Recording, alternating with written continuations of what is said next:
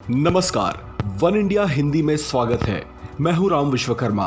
कभी पश्चिम बंगाल में बीजेपी के प्रमुख चेहरों में से एक रहे बाबुल सुप्रियो ने जब पार्टी से अपना मुंह मोड़ा था तो कई बातों को लेकर खूब चर्चा हुई थी। कई तरह के कयास और संभावनाओं के कई समीकरण जोड़े जा रहे थे। ये समझने की कोशिश की जा रही थी कि आखिर सुप्रियो को बीजेपी प्रिय क्यों नहीं रही।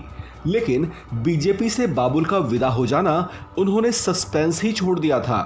वे उस वक्त मीडिया के सामने अपने इस फैसले को लेकर खुल के नहीं आए थे।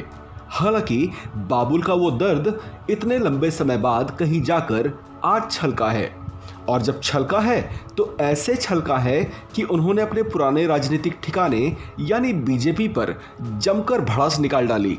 उन्होंने अपने इस दर्द को सोशल मीडिया की खट चिरैया यानी ट्विटर पर जाहिर किया है।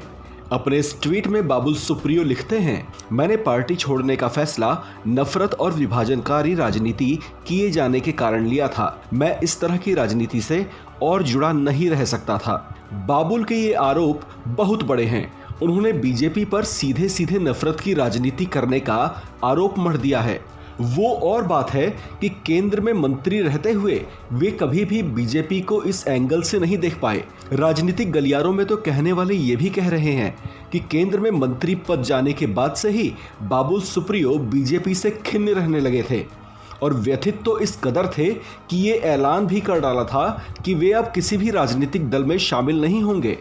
हालांकि वो और बात है कि पिछले ही साल उन्होंने सितंबर में अपना राजनीतिक प्रोफाइल चेंज करते हुए टीएमसी की सदस्यता ग्रहण कर ली थी।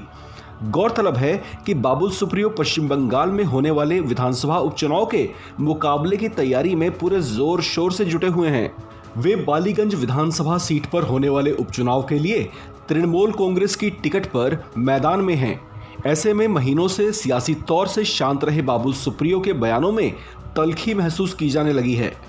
इस खबर में फिलहाल इतना ही। बाकी खबरों के लिए बने रहिए वन इंडिया हिंदी के साथ।